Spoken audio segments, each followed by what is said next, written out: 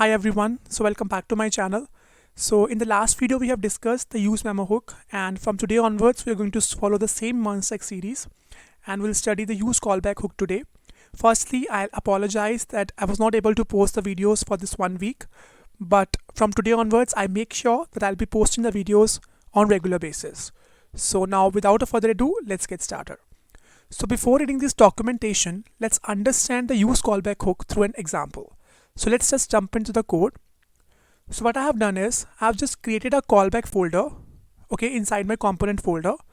So inside this callback folder, I've created the two mini components. The first is the main.js, second is the sub.js. In the main.js, what I have done is I've just created the two state variables. The first is the counter variable, second is the param variable, right? So now after this, I've created the two functions which will update the value of this counter variables. State variables. The first is the update counter function, which will update the value of this state variable counter by 1. Second is the update param method, which will actually update the value of this param state variable by 5, right? So now in the return method, what I have done is I have created another component. I have just imported another component, that is sub component. And I have passed this param state variable and this update param function to them. So this is a sub component, right? So I've just passed the param, this is the state variable, and this is a function with which we can update the value of this state variable, right? So now in the main.js, after that I've just simply created a button here, and if I just click on this button, it will update the value of this counter variable, right? And I've done the same functionality for the param variable in the sub.js file. Here also I've just created a button, and if somebody will click on this button using this update param function, it will update the value of this param variable, right? That's the only difference, right? So now let's just run it and check out the output for this. So let's just check out the output. So here we have the two variables, the two buttons. If I just click on the first button, there has been increment by 5, and also a statement is being printed in the console. Why it is being printed? Because in the sub.js component, you can see this console statement written at the top. So if I'm clicking on this button, one second, if I click on this button, that means the param variable will change. So if the param variable will change, that means this whole component will re-render. Right. So if I just click on this counter variable, it is incrementing by 1, but you can notice in the console that this button is also printing this statement again and again. Why is it so? This means that if I click on this counter button also, this sub component is being re-rendered. Because in the param variable, we can understand that it's normal because the param variable belongs to this component only. So even if we just change the param variable again and again, this component will re-render. That's not a problem. But if I just click on the counter variable, then why it is just re-rendering this component? Because counter variable only belongs to this main.js component. The counter variable does not belong to sub.js component. We are not passing this counter variable as a prop. It belongs to this component only, right? So to get rid of this, I'll open the sub.js component. I'll simply import the memo here. I'll simply write here memo after this. If I write memo, I'll click on this. You can see we imported the memo at the top. For now, what I will do is I'll remove this update param function for now. I'll remove this. I'll just keep the param variable, right? And I will just comment this out just for now. I'll control / this. And just before where I've written this export default sub, I'll write memo like this. I will save this sub.js component and I'll open the main.js.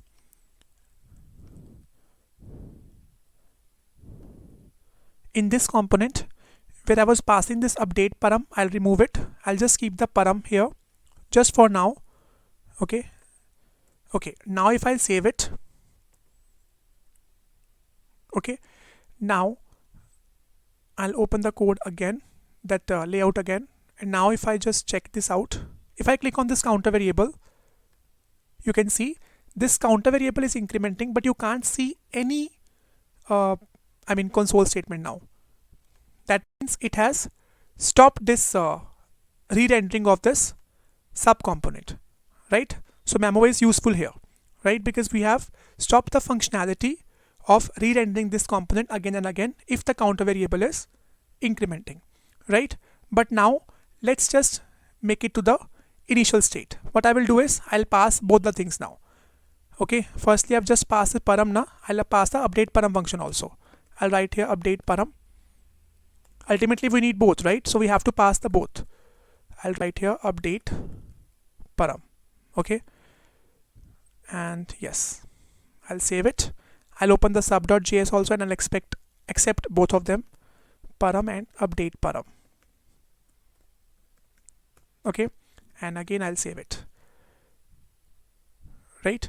Okay, so okay, I'll uncomment this one.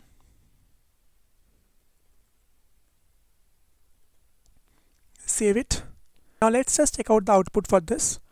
So if I just click on this counter variable, you can see again I'm able to see this console statement being printed. Then why is it so?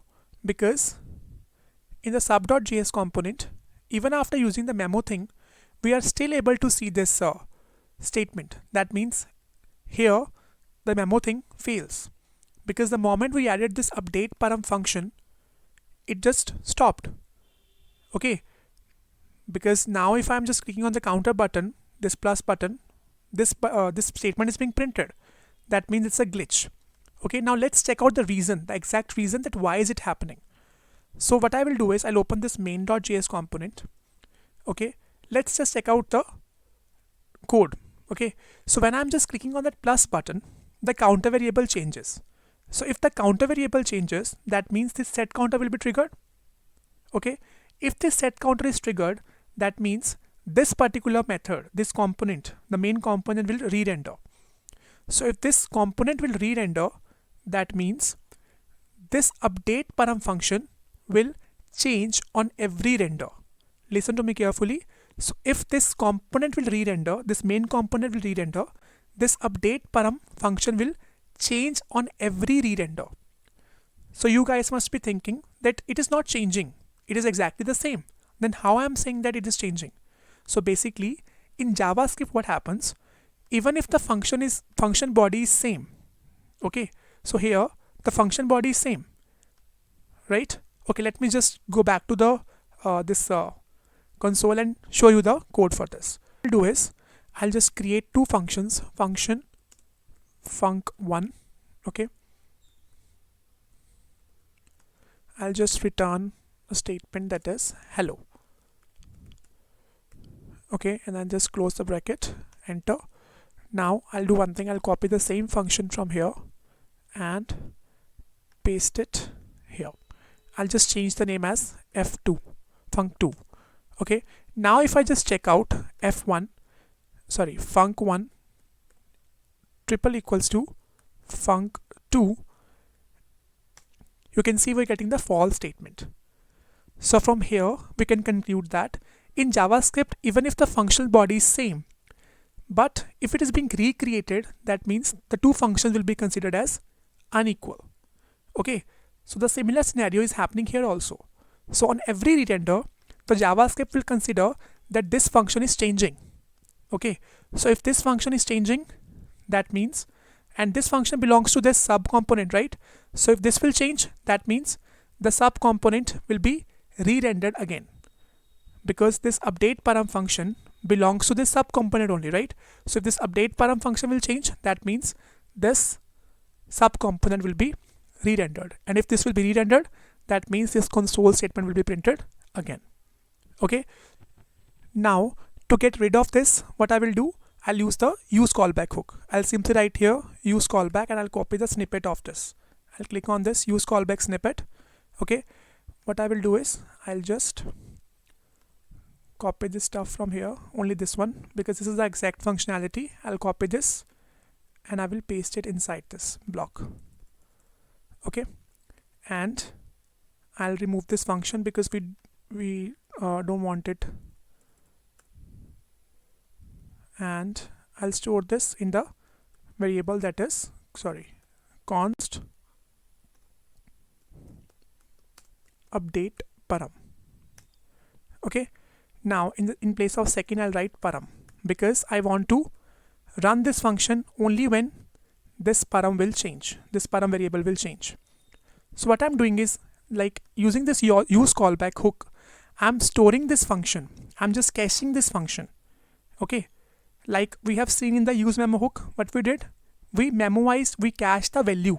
But in this example, we are memoizing this function, we are caching this function, because we don't want to recreate this function again and again. We are just storing this function. Okay, so even if this main component will re-render now, when the Java compiler will see that this function is being stored in the use callback, so it will not recreate it. So if it will not recreate it, that means this sub component will not be re-rendered again. Okay, now if I just save it, and now let's just check out the output for this. Now if I just click on the plus button, you can see the sub component triggered is not being printing again. But if I just click on this edit text, the sub component will be printed, because in this case I'm changing the param value.